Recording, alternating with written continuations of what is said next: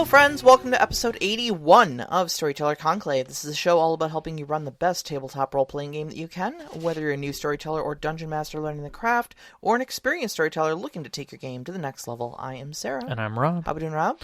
I'll ask you tonight, since you do it all the time to me. How are you? I am... I'm waging a war. There are two wolves inside of me. One is getting depressed because it is dark by 4:30. One is very excited to have my game finally coming up this weekend. You do. So it's a bit of a struggle, but I'm keeping my head up and I'm keeping my enthusiasm going, and we're going to see about maybe getting one of those sun lamps or something like that. I think it's a great way to go. I think a lot of people use them. I know a few of the listeners who are friends of ours do use them as well, and find a lot of value in using them. Yeah. But no, I'm very excited about my game coming up. I've spoken before on the podcast here about Foundry VTT, which I use as well. I've now played in 2 games of Foundry VTT. Your game was last weekend. Yep. My first run. Yeah, your first run for Foundry. Yeah. And I think it went exceptionally well. Thank you. Sean also ran his game he was running the Waterdeep Dragon Heist module. Yes. Using that, and it was really, really cool there. He had some stuff that he wasn't quite prepared for, but it was easy enough in Foundry for him to just pull it in, and we only needed like a 5-minute break, basically, for him to get everything up and running for a completely new scene. Which is nice. So, yeah, it was really, really good. I've also been playing around a little bit more with Dungeon Fog for making maps. Yep.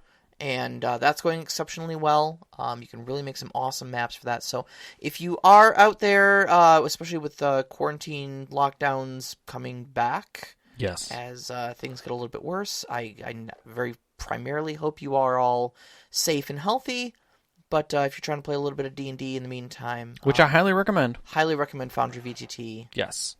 We stay connected. I think that's one of the best things we can do right now, is that amid all of this, we've got to try and stay connected and try and keep some level of normality. Yeah. And this is a way that we can do it. It pushes us forward. We have the technology. We can make it better, stronger, less stupid, and... I feel that we've got potential there to be able to keep that connection and keep that part of us moving forward and finding different challenges, finding us distractions, but also other ways to challenge our mind and step away from the stress of the moment. Yeah. To roll our own survival skills, if you will. So... on a side note, Tasha's Cauldron of Everything for 5th edition came out yesterday. And you gave it a pretty hard look. I gave it a bit of a look. I wouldn't say I gave it a hard look, but definitely not as deep as some of the other deep dives I've seen out there. Maybe I'm remiss in having a podcast and not doing a full review on it. But so far, what I've seen, I've really liked. There's some interesting things in there. People who've been anxiously awaiting the arrival of psionics. There are psionic subclasses. I've always had mixed feelings about psionics and D&D as a whole. I think the way that they implemented them works pretty well because they lean on existing mechanics, which is always right, that are just flavored to psionics. Right. So instead of just being an overpowered wizard that has no downsides for casting anything, whenever you want, they're psionic subclasses for each one of the classes. Okay. And basically the psionic warrior one, I don't remember what the proper name for it is, but the Psyblade, I think it's called. Basically just is kind of a mix between the Eldritch Knight and the Battlemaster. Okay. It just kind of turns you into a Jedi. Yeah. So you can do things like force pushing people and deflecting things, and really anything you can think of that a Jedi can do, you can do with a Psyblade. Yeah, I caught up the not that I have any rogues right now in 5th edition, but I saw the rogue that basically had a second necrotic strike. So basically, if you crit somebody, you can effectively within 30 feet affect another person and have necrotic damage happen to them. Oh, wow! You get half your dice of damage, half your crit, your sneak attack damage against the target. So all I can think of is it's like the vision of you seeing like one of your friends get gutted and you feel it and you're like, ooh, yeah, it sounds hurt, like a psychic echo of it. Kind of, but they're calling it necrotic. You know, they're flavoring it as necrotic damage, which is really interesting as well. That's really cool. It's real cool. So, if you haven't given a look, just give it a look. If you're deep into D&D 5th edition, I highly suggest it. It seems like a really good supplement that gives a lot of cool options for your games. Another thing that I did note, I got in an email today, is D&D Beyond did something, and they did it the right time. Okay. You can now gift books and things. Yeah. So if you didn't see it in an email that you got, and you know you've got friends who are doing D&D, but maybe they're a little tight on funds, or it's your storyteller that you're working with, and you guys want to add a book to something, and you're okay on cash, but they're not, you can now do gifting through D&D Beyond. Yeah. And I think that's a great thing that they added. They added it at the right time. It's before Thanksgiving, and you know there's going to be things coming up, and you've got family members who are looking for extra gifts and things.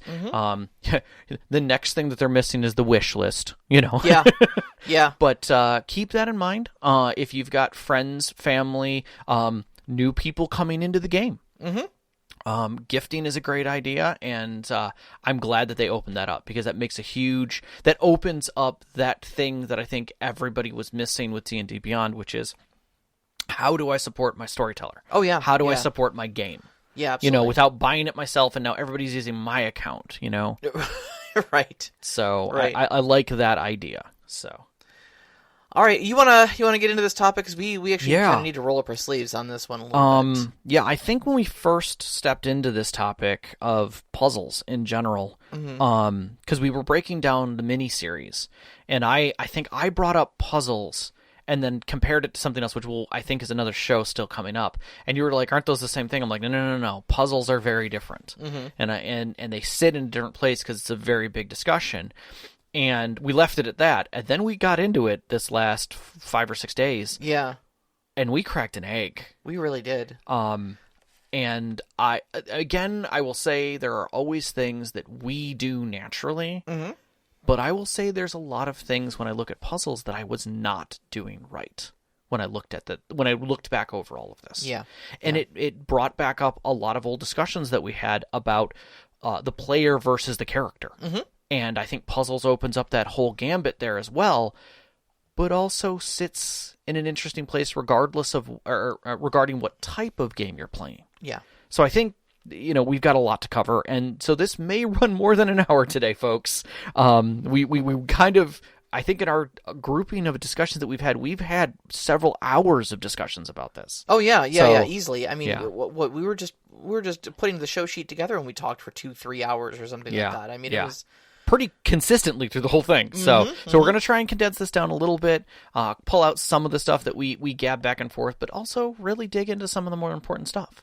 Oh, you know, I just realized I forgot to bring over those riddle books that I yeah. Well, I've got one of the links we can throw up in Instagram so they can see it. Yeah. But we'll get to that. So when we're talking again, we're starting our mini series. We're coming back to our mini series. When we're talking about an encounter, we're talking about a scene, something with a goal attached to it, a specific challenge the players have to overcome. So we're wrapping it in a specific scene, and an encounter again can be anything. We're just subsetting these to make some things easier for everyone. And again, an encounter always should have 3 very important components to it: stakes, options, and triggers. And those, you know, stakes don't have to be life and death, but they do have some things. There has to be a reason why both sides are there. And in this case, both sides, in the case of a puzzle, may not be everybody. You know, although sphinxes are technically part of a riddle. We'll get to those. Options have to be available to the players. They have to be able to do things. And triggers are what happens next. What does this trigger within the story? Yep. So puzzles. Yes. Why do we even use them? See, I was joking with Sean on the way out the door to come over here today, because I told him I had to go recant my testimony.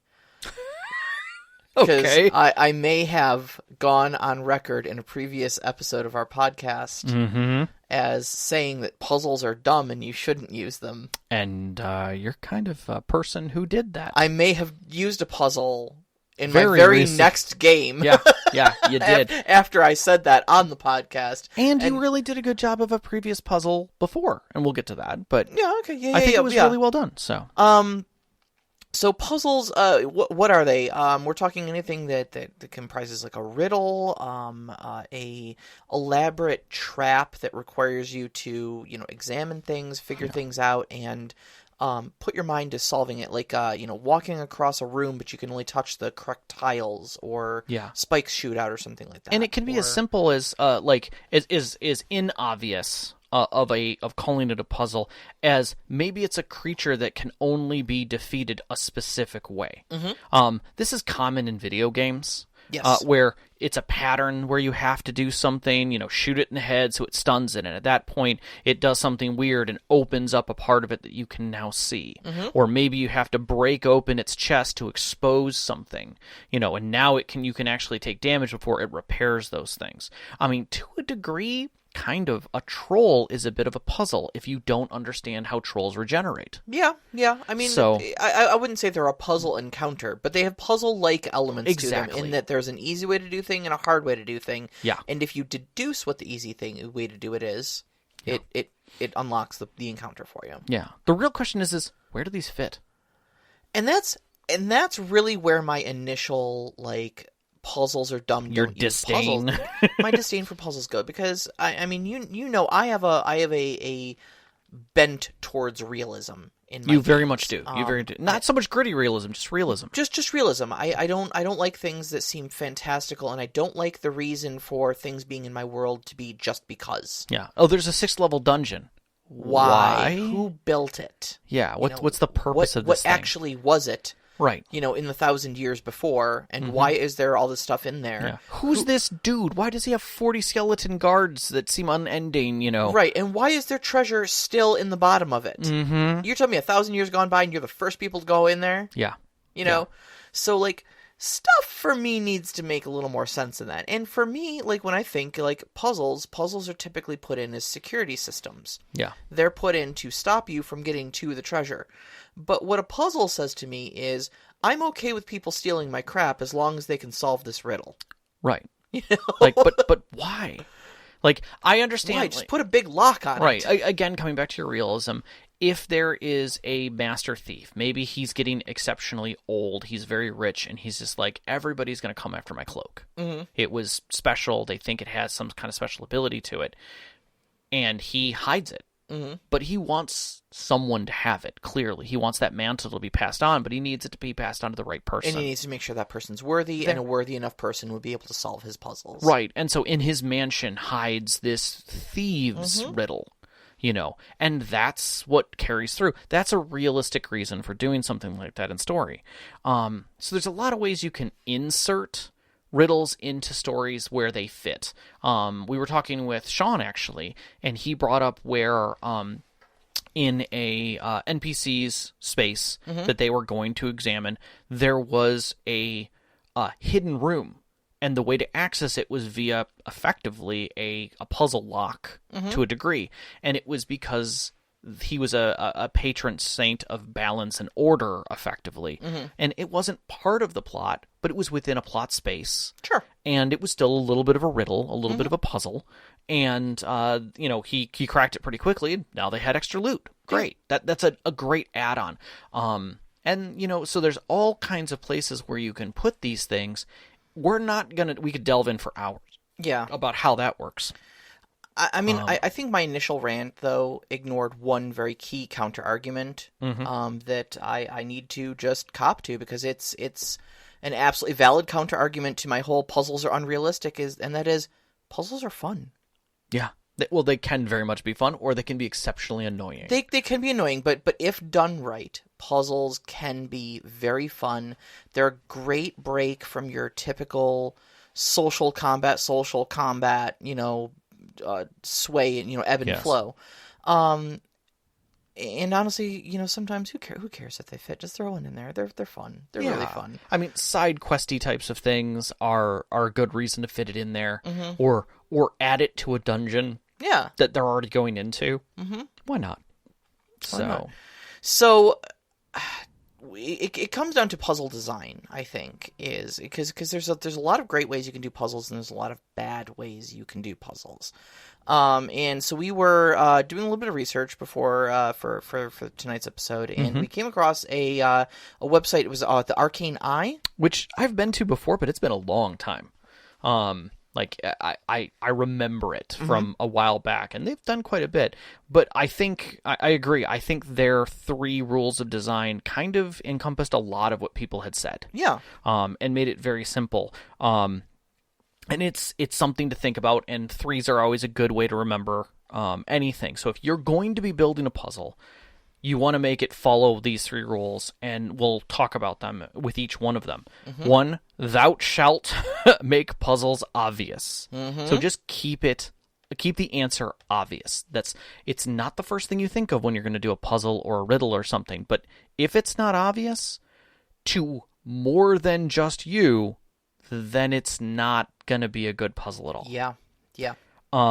Thou shalt create alternatives to thy puzzle, aka your answer may not be the only answer, and probably shouldn't be. You should be able to have an alternative solution or allow for alternative solutions. If your players have been hammering at a problem for an hour and they seem to be getting frustrated with it, if they've done well enough, maybe that's all it should take, to move this story on versus having them get super frustrated with it and now they don't want to deal with it anymore. That's what we call the Lego solution, and we'll get to that. Yep. And then finally, thou shalt not make puzzles reliant on rolls. And that is a big one. Yes. I've seen so many modules and stuff of that written up that are like, if they do a DC 20 investigation check, they'll find the secret lever. No. Guys, the ceiling is caving in. There are spikes involved. Everyone's going to die. Nope. Don't give them 5 rolls to hit a DC 20. That's... Yep, exactly. And, the age-old scene of, the players are all stuffed in a trash compactor and only one player is outside of it trying to hack it. And he just has had bad rolls all day, so they all die. Yep. That's terrible. That is horrible storytelling. That's terrible. And you've got 4 players who feel powerless while the 5th one is outside doing this. So yeah, if it at all humanly possible, do not make them. No, that's not to say don't involve rolls. Correct. Do not make them reliant on rolls. And so with those in mind, there's a few other things that you really do want to keep in mind when you're doing things. One is mixing, and that is where you're probably going to have combat type players and talkie type players and lore type players. Maybe all your players are lore type players and not really talking, combat things. Know your party enough to mix it up. You may need to alter your puzzle a little bit to include everyone else.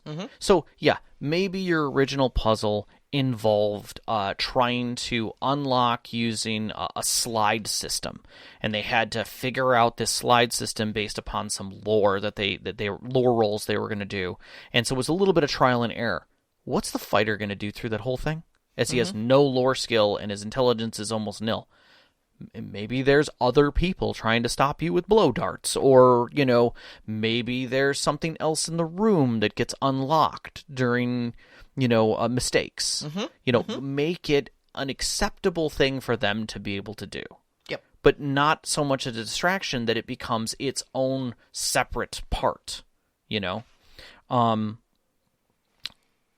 The things that I think you run into with that, which you brought up, was the muddling of timing. Yeah, because we've seen some other things that were like, if they fail to solve the puzzle and they put in the incorrect solution, monsters pop out. And to me, I don't think that's a great solution, because you tend to have a shift then. If you're, especially in D&D, you've got combat takes some setup. So if you're playing in person, maybe you're pulling out miniatures, maybe you're pulling out terrain, things like that. Maybe you already have it, But if you've already put that stuff out on the table, then you've already got an expectation that there's going to be combat. Right. Kind of spoils the surprise. And then there's a tonal shift between the combat. You go into initiative order and then back out to, okay, now solve a puzzle. Right. I think you can do certain aspects of that together. And you can do some alterations with your combat and your timing on things to make things easier. For instance, one of the things that I was reading about where maybe either the monsters are not that hard, so it's just a matter of making sure that it's more of a duel rather than combat. You know, your fighter is either just doing strength tests because he's trying to hold things back or do general fighting. And my mind goes to stuff like the movie like The Mummy, where you've got the fighter-type character who's taking care of multiple easily defeated creatures, but there's a lot of it, you know, that he's working on, while the talkies are running away from them and communicating with each other. You know, and that's the kind of stuff that you want to have. You want to have excitement. Yeah. You want to feel a little bit of intensity, but this shouldn't be combat as it is known. Exactly. Unless that is part of the puzzle. Right, and I think that's the big takeaway is that if you're gonna include combat, make it part of the puzzle. Don't do an A then B then back to A shift. Right. Live. Just do A and B at the same time. Yeah, and we're gonna solve this puzzle under pressure. You know, but right. But even include, and also don't make the monsters just a punishment for a wrong answer. You know, make them part of the puzzle. Right. You know, and be mindful of timing. If timing is acting differently, let your players know. If every 6 seconds it's 6 seconds, that's great. But be mindful that your timing shouldn't create a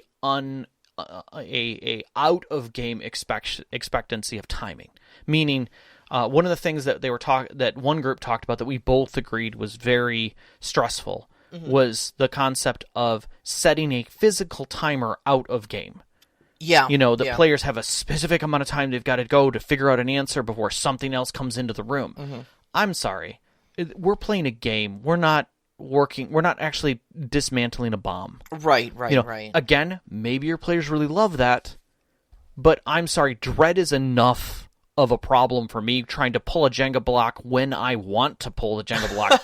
Versus someone telling me you got 30 seconds to pull the Jenga block before I knock the tower down. You're like, no, that's like, what the hell, dude? Right. I'm trying to play a game here. Yeah. You know?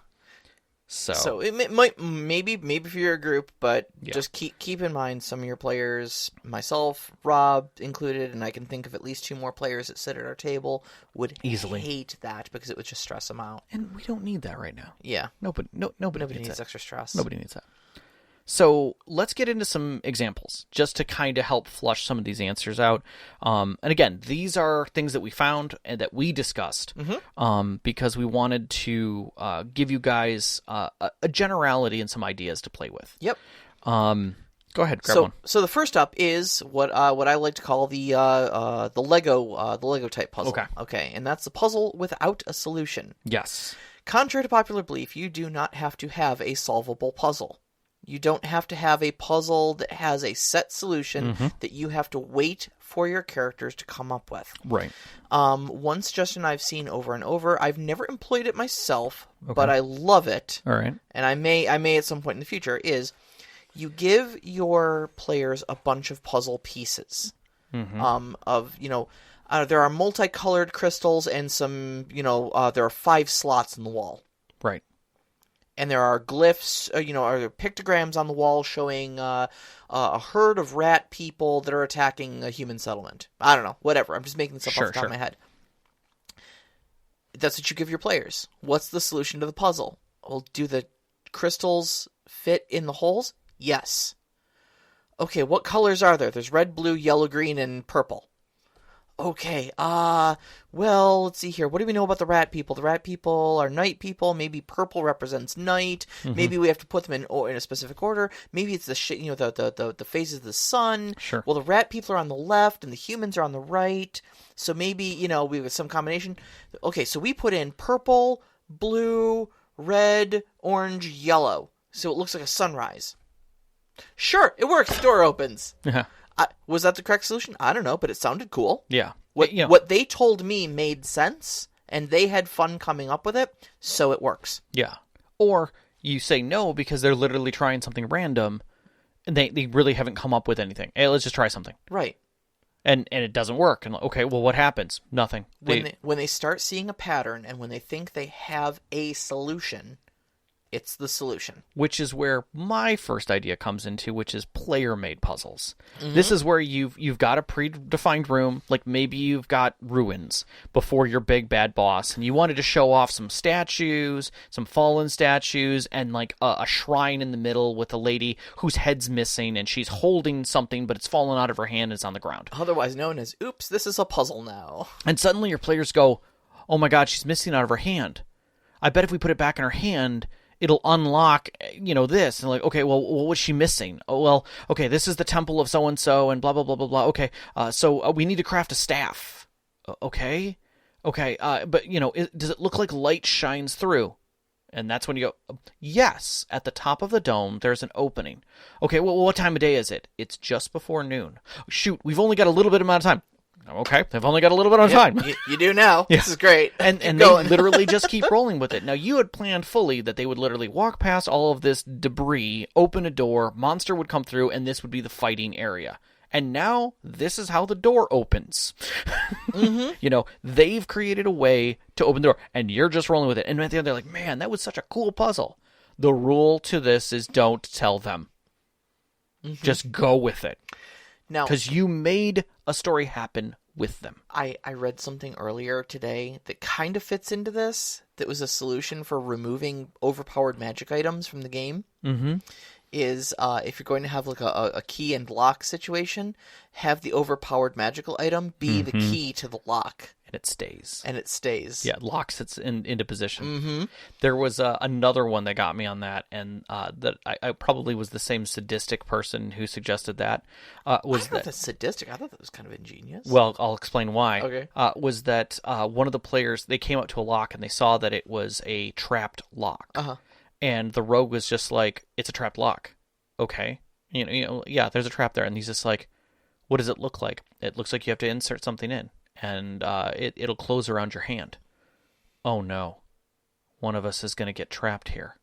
And then the fighter literally said, no, just one of us is going to lose a hand.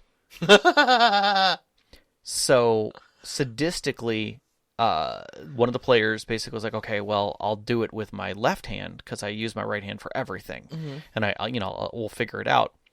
And so the DM basically, they put their hand in, nothing happened. And so they had to put in a magic item to do it.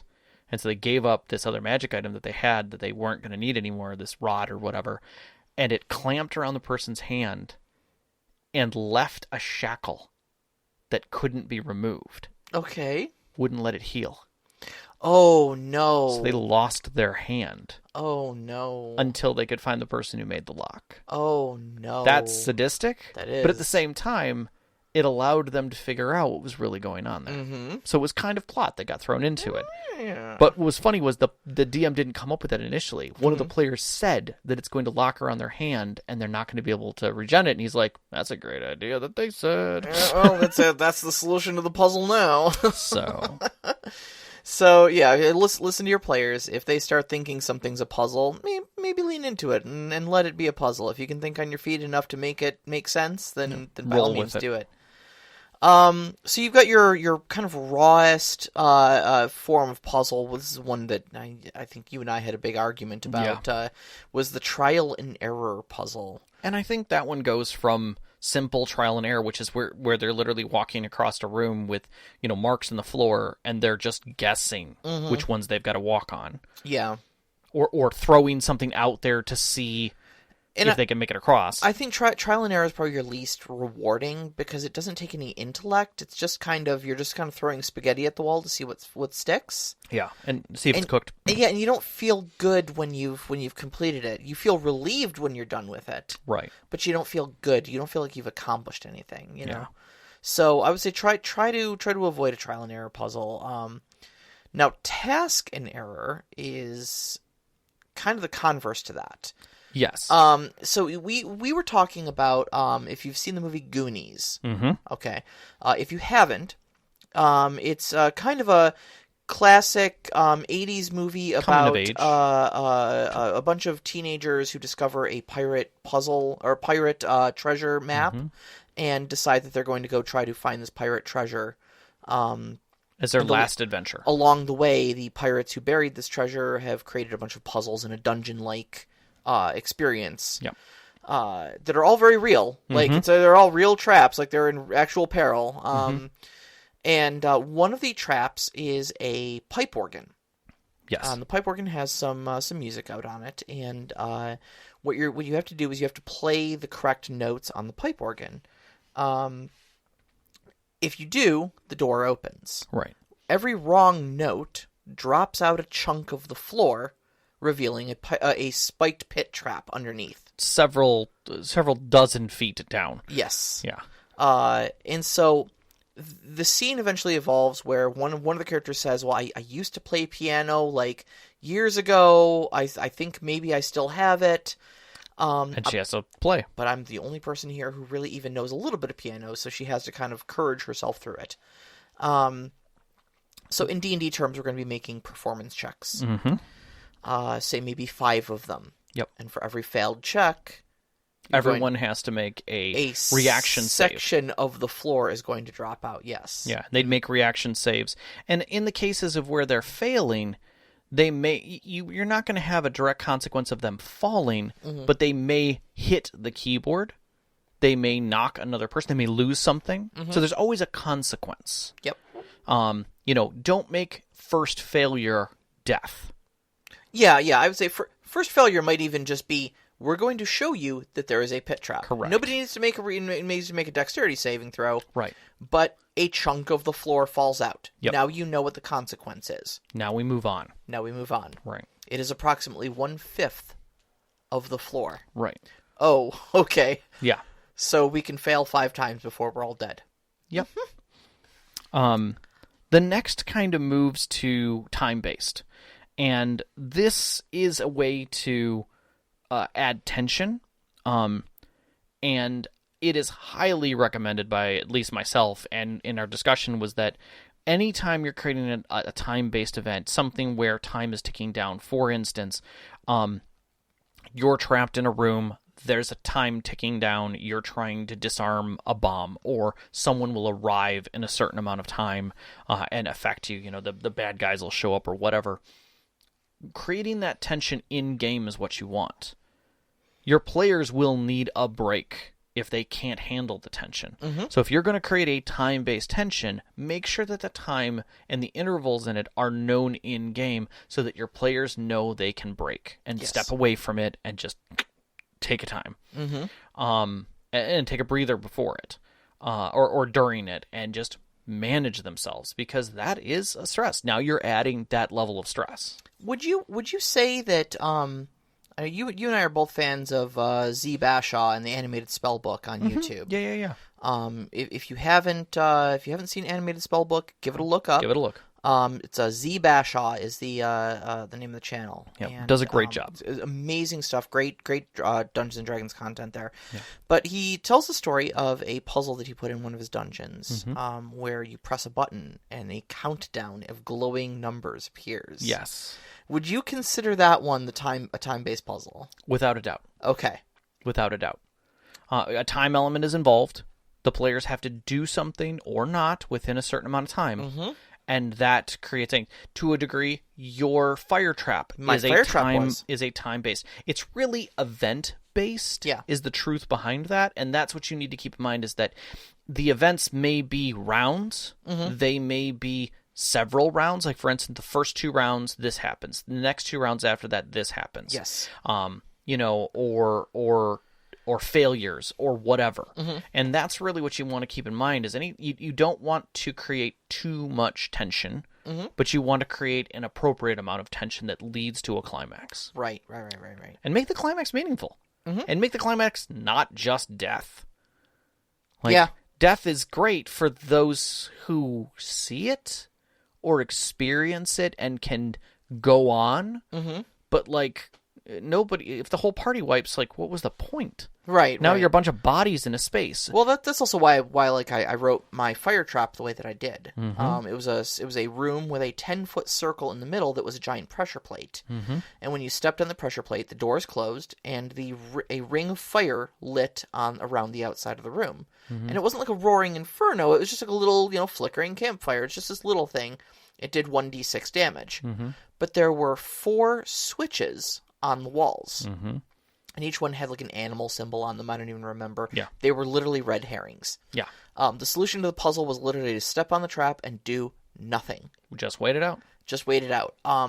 But the center was the only safe place in the room, Mm-hmm. because what would happen every turn was the fire would close in, and for every switch that you flipped, it would do 1d6 more damage. Mm-hmm. And so if you went out there and you started fiddling with switches, you'd have to be in the fire to do that. You'd be increasing the amount of damage the fire does as you're desperately burning to death trying to flip these switches to find the right combination, when the solution is literally stand in the safe space in the middle, take no damage, and just wait for the door to open. Mm-hmm. Mm-hmm. It's great. It's simple. The Guardian. Oh, this is one of my 2 favorites on this list. Yeah, and I think, keep in mind, Guardian is different than a different one that we've got in here, which is Puzzle Monster. Yes. So that's my other favorite one. So let's start with the Guardian. All right. So, riddles have multiple answers. Mm-hmm. Fights can be a solution. Yep. So this is where like you throw a sphinx in there or something. So Neverending Story is a good example of that. The doors in Labyrinth is a a Guardian with the big mechanical monster. That well, comes even out of before the door. that, the one that could hear and the one that couldn't. Yeah, I think the Guardian is more like you've got a person to fight. They weren't fighting the door knockers though. True, but again, they could have, but instead it was a conversational piece. Mm-hmm, mm-hmm. So I think there was still a matter of struggle and conflict, right, and a riddle to solve within it. And it was blocking the way. You couldn't get past. So the Guardian is more like if you've got someone who stands there and says, "Who goes? Answer me my riddles 3" or something. Mm-hmm. Yeah. You've got someone who directly represents the solution to that puzzle and the consequences of failure for that puzzle. You may talk your way through it, you may con your way through it, you may riddle your way through it, or you may just kill the Guardian. Yeah. But one way or another, there's your puzzle, know? Yep. Which is then followed up by the Unstoppable Monster. Oh, and I love this one so much. Because you've got someone who is literally going to have to tank it or taunt it in a direction. Well, let's define what it is. It is something that can't just be defeated. Mm-hmm. In some way. It's its own riddle to a degree. Yes. So, this would be like if you've got a puzzle door that needs to be opened, but the chamber locks you in, and then a gigantic monster comes out, and that monster is impervious until the riddle is solved. Right. Until Whether the puzzle it is the riddle, or whether the room is involved in the riddle. Mm-hmm. Yep. But one way or another, and the big reason I love this is because we talked about blending your encounters between combat and puzzle. Mm-hmm. And I think this one represents a really great blend of the two. So typically the people who are going to be doing your puzzle solving are going to be your people who are statted into whatever game you're playing's stat for intelligence is. Okay? So like your wizards, your clerics, things like that are typically going to be the ones hashing out the solution to the puzzle. Well, the fighters and possibly the rogues who have a dump stat in intelligence, but they have a lot of strength, a lot of constitution, a lot of dexterity, are going to be kind of sitting around going, well, I don't know crap about, this dungeon or the lore behind it or anything like that. The Mummy. That's a good example of that. The Mummy is a great example of this, where if you've seen The Mummy, there's one of the scenes at the end, they're fighting the titular mummy, but he has a bunch of undead soldiers with him. Mm-hmm. And Brendan Fraser, who's kind of the meat shield in the group, is fighting off these waves of undead, while the 2 librarians are up there trying to read hieroglyphics enough to solve the control. Control, yeah, they're to read an incantation, essentially, that controls these undead. And so what you've got is a bunch of, the intellect trying to solve this while the combat encounter is going on. Right. And those undead aren't going anywhere. Like, they're not stopping until you solve the puzzle. Right. They might get disabled, they might be delayed slightly, but that's about it. And so you've got tension on both sides there, where the warriors of the group know that they're not going to be able to stop fighting until that puzzle's solved. And then you've got the other side who are trying to solve the puzzle, watching their friend get their butt kicked. Yeah. And knowing that they're next if they fall, Right. So they've got to solve it quick. Right. And I think that's a great encounter. It's a great way of doing an encounter. And A Mummy is a brilliant movie if you haven't seen it. Yeah. The puzzle monster. And now this is where the puzzle is the monster. And the few that we have seen about this and we read it through where like maybe the monster itself has the key, and you have to thwart it. I think the scorpion was a good example of this that you read about where the key hung on the neck of the monster itself. And so the only way to get it is to defeat it. Now that doesn't mean kill it, but maybe you've got to lull it to sleep or sneak and steal or do something. In most cases, you're going to have to defeat it. Right. But there are other options available. Again, to have it be the puzzle, you also need to make sure that the players can see that it is the puzzle. Right, because rule number one is make your puzzles obvious. Right. And sometimes it's not always that easy, But also the solution should be in the obviousness of it. Oh, yeah. Yeah. Have it be a giant ice, ice elemental where floating in the center of it is a key. Yep, and you can see the key clearly through the crystal clear ice in its chest. And behind the door, you see a frame of icicles around a big lock. You need that key for that lock. Yep, exactly. It's just as easy as that, Yep. And the final one is the one that you kind of want to take your time for, and that is a multi-part puzzle. One where the pieces come together slowly, or are scattered all over your dungeon or campaign. So the players may not see it as a puzzle until the pieces come together. A lot of times in 7th Sea, pieces of a map create that. Yeah. And unlock a puzzle or unlock what is next, and then that's a form of puzzle, Yeah, we were doing that in your 7th Sea game, Yep. weren't we? There's multiple people had multiple pieces of a map, and we kind of had to go and collect them all. Yeah. Yeah, and they also had them for their various reasons. In some cases, got them in hopes to get yours. But that's a form of multi-part puzzle. Yeah. You have to have all the pieces to know where you're going. I did a multi-part puzzle in one of my games. One of the 2 campaigns I've ever finished. I threw in I have a collection of riddle books. Is the one I mentioned at the beginning of the podcast that I forgot to bring over. And they had something in there called the Perilous Potion, and it was a selection of 14 poems. Yes, I want to say it was 14 poems. The very first one is a recipe, essentially, for brewing it. But it makes these weird references to other poems or other riddles in this series of riddles. And so you need to solve each one. Each one is an ingredient. Yes. So when it says things like tongueless one, well, that refers to the riddle that says, I have no tongue yet I babble. Right. And it's referring to a brook or a stream. Right. So it's like, oh, hey. Yep. So once you figure out all the ingredients, you know that you need spring water as one of the ingredients. You need a candle or whatever, else. And it gives you the entire thing. And then when you brew this potion, it gives a tangible benefit to the person who drinks it.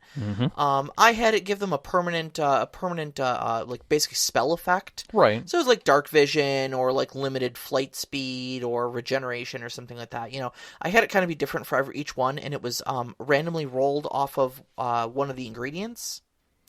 But what worked out really well for me with this was that I gave them the puzzle book. And it was just a thing that they found. It wasn't part of the plot. It wasn't part of, there was no pressure on them to solve it in any given time. It was just something that sat in their inventory. And so what I found the group doing was when they initially got the book, they sat down and they tried to solve as many as they possibly could. Mm-hmm. But obviously there were a handful that they couldn't figure out right there and there. So they just kind of put it in their backpack. And waited. And then over the next couple of game sessions, they're like, okay, well, we got some downtime. Let's set up camp for the night. Hey, let's pull out that riddle book again, and let's see if we can, with fresh minds, figure out what's going on there. And they'd solve one or two more. Mm-hmm. And then, again, it would get put away for a couple of sessions, 3 sessions later, and then they finally got all of them. And then they were like, are we gonna brew this? Are we going to do this? Mm-hmm. And it was just there for them to discover and pool over. And they were so happy when they finally solved it all, and when they saw that the potion worked and how the potion worked, and they lined up basically to brew it all one night, And that's wonderful, mm-hmm. but you can't necessarily open with that with every player group. Well, you can't open with it. That's not something you open with. But I'm sorry, as far as riddling and puzzles, and that's mm-hmm. kind of where I'm coming at with this, is that puzzles can be rewarding, but your players have to know where the rewards sit. For instance, if you open with a very challenging, stressful puzzle, mm-hmm. and you find out your players hated it, you don't go back to it. Don't go back and don't keep coming into that. Right. No different than if your players were in a challenging combat and they were like, I didn't like any of this. Mm-hmm. You're not going to keep throwing them into those situations. Mm-hmm. Mm-hmm. So start light. See if your players like riddles. Don't necessarily ask them. I think putting puzzles and riddles into games isn't one of those things to preset. I think it is something that you ease into, much like a good joke, is that you put it out there to see how they react to it, and then pull it out if it didn't react well. Mm-hmm. Otherwise, try a little bit more. But again, put it in like a good spice. Not too much. Good to add flavor. Add it when it's appreciated. Yeah, I think spice is a great analogy, because you too many puzzles and you can quickly overpower and make things not fun. Exactly. And for those of you who don't deal with spice very well, heat. Some people love heat, some people don't love heat. Mm-hmm. It's just a balancing act when you're doing that. So I always say, if you're interested in doing puzzles, go find some online. There are plenty out there. Start light. Start with something simple. Incorporate it into an existing thing as a bonus. Yeah, as a bonus. And I think that's the key thing, is don't obstruct the group behind a puzzle. Mm-hmm. Even though I kind of did in my game, but it was a side quest. But it was a side quest, though. Mm-hmm. I mean, your main quest was not dependent. And we could have easily walked away from it and came back to it. Yes. If it was frustrating to us, we could have. Nothing would have changed had you come back later. Yes, correct. So that's I think the main takeaway is there's a lot of different ways of doing puzzles. Make them interesting, but make them side quests at first, at least. Try not to obstruct things behind puzzles, and make your answers obvious, like kindergartner obvious. Yes, start easy. Mm-hmm. Now, the last part of our discussion. Oh, the debate is the debate, and it's a long thing. I don't know if it's that long. Well, we're gonna find out here. Yeah, I'm keeping an eye on our time, because I may do something to allow us to keep rolling on this. But it is the concept of intelligence and intelligence and wits of your character versus the player. So you've got a riddle from a sphinx. What if I, as a player, am not very good at riddles? Or I don't understand it because I'm American and this riddle is Scottish. Yeah. Or Islamic or Japanese. So I don't even understand the culture that sits, within it. Mm-hmm. Why do I suffer because my character is a wizard with a high intelligence and maybe a high wisdom? Mm-hmm. Or I can beef up that with spells. Why am I suffering at this? Yeah. That's the real question. Should I suffer? And I think the obvious argument here is kind of the same thing that comes down to like social skills and stuff like that. I completely agree. Is like if any of you have had a bard in your group who has said, look, I'm not that eloquent of a speaker. No. I'm playing a character with an 18 charisma because my character is an eloquent speaker, and I've got dice to make him eloquent. Also, I'm going to straight up say it. The players don't often say that. Mm-hmm. If I'm not eloquent, I'm not going to say anything that I'm not eloquent. Yeah. In most cases, or I'm not that intelligent. No one's going to come out and say, I don't know anything about riddles, but my character should. Right. Like, unless they're an emboldened person. And that's not common. But, like, we don't, go to the warrior and say, okay, you're going to make a strength check and then hand him a 50-pound dumbbell and say, lift that. Right. It's not, that's never dependent upon... give me your angle of attack. Right. What kata are you going to use? That's never dependent upon player skill, No. So why do we make social encounters dependent on player skill? And conversely, why do we make puzzles dependent upon player intellect? Yeah. Intellect and wits, I think there's an element of that for group meta. Mm-hmm. And there's some fun things that you can put there, but it should never be purely dependent on that. Right. I mean, that's as dumb as saying, okay, guys, you have to complete and I'm saying dumb in a foolish way. It's foolish to say, hey, guys, okay, there's a puzzle that you have to beat here, or a special lock you have to beat, and then literally set out 3 bar puzzles in the middle of the table and say, once you complete those, you can get through the door. Yeah, I mean, it sounds cute on the surface, but like... Nobody at the table, maybe one player at the table knows how to do that in a meta sense, and that could be fun. Yeah. But that's escape room kind of stuff. That's and that's not fun for everyone, and it's definitely not fun for the character whose character can do things, but the player can't. Now, the unfortunate part, though, is that rule number 3 is do not make your puzzles dependent upon rolls. Not dependent. Where do you find the middle ground of being dependent upon the rolls, but offering them as an option to soften the blow and put more of the solving power on the character's stats rather than the player's inherent ability? I think once you start moving away from the obvious physical style things, mm-hmm. and you start moving into more wits and logic, you have to give them leeway. Yeah. Yeah, so I think my solution, if I had to offer some advice, and luckily I have a microphone and a podcast to do so you will listen to it. Love that.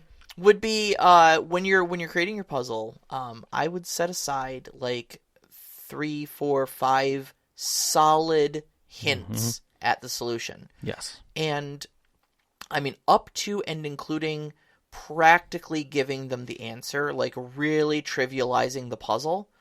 Because honestly, if someone walks into a puzzle room with 20 intelligence and a lore skill of, of plus 12 or something like that, and they say, oh, this riddle is about, the ancient draconian people, well, I happen to have oodles and oodles of lore of studying all these draconian people. I roll a lore check, and it's a 32. What do I know?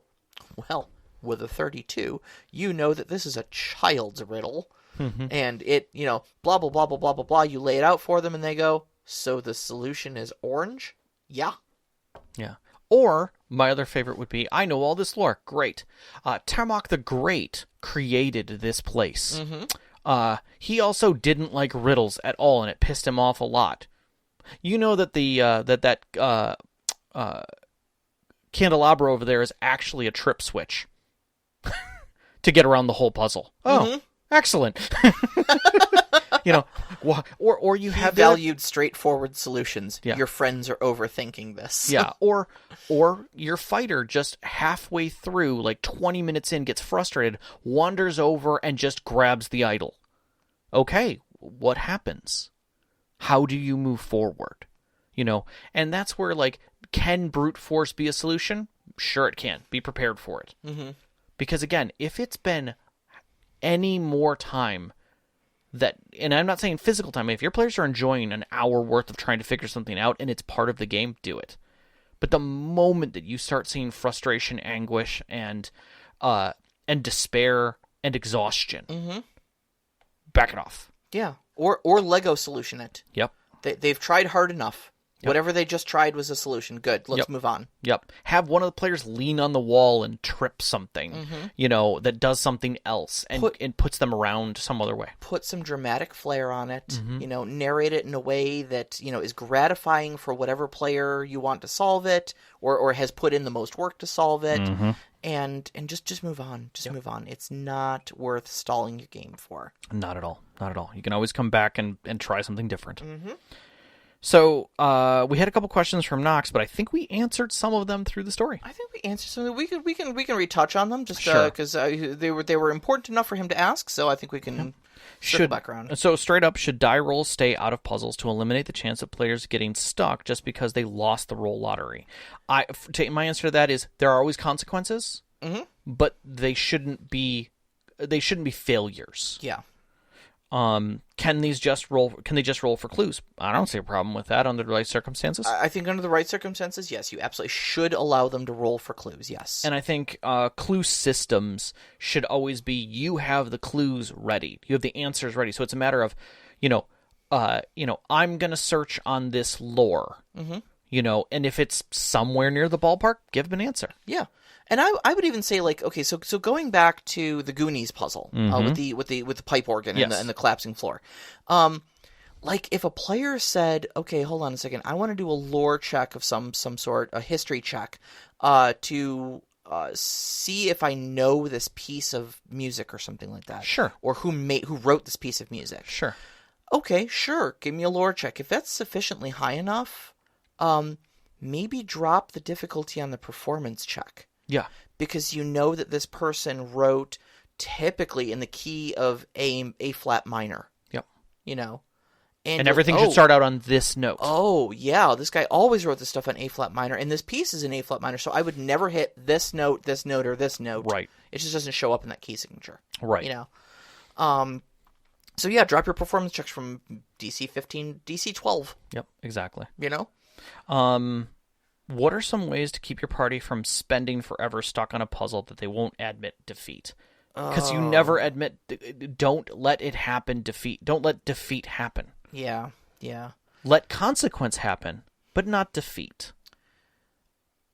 Yeah, I think if... Was Indiana Jones ever defeated? Well, no, but he's the protagonist of the story. That's... Your players are the protagonists of your story.